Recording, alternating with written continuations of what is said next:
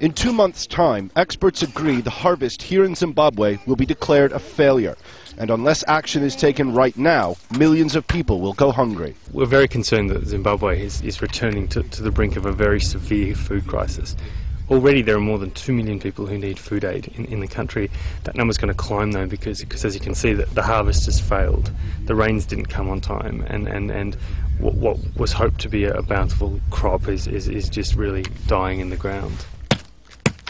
According to the farmers here, rainfall this season has been simply too erratic. In some areas, the land remains parched. In others, too much rain in too concentrated a period of time has destroyed the harvest. The experts also say there have been acute shortages of both seed and fertilizer, and aid workers have described the situation as the worst in recent memory. The International Red Cross and Red Crescent is calling for contributions of $33 million to avert what they believe could turn into a major crisis.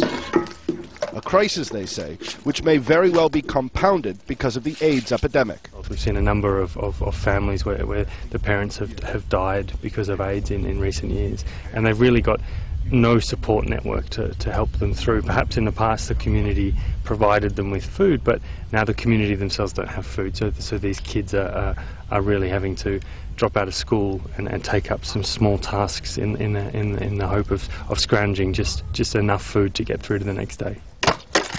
An example of just how acute this crisis may well become, the corn crop alone needs to be at about 2 million tons each year just to meet the needs of the people here. This year, the prediction will be barely 500 tons, a quarter of what's needed. And as the harvest for other crops has failed as well, the situation will only worsen throughout the year. According to the ICRC, unless the international community steps forward now, 2 million people will be at risk in a matter of months. Owen Fay, Al Jazeera.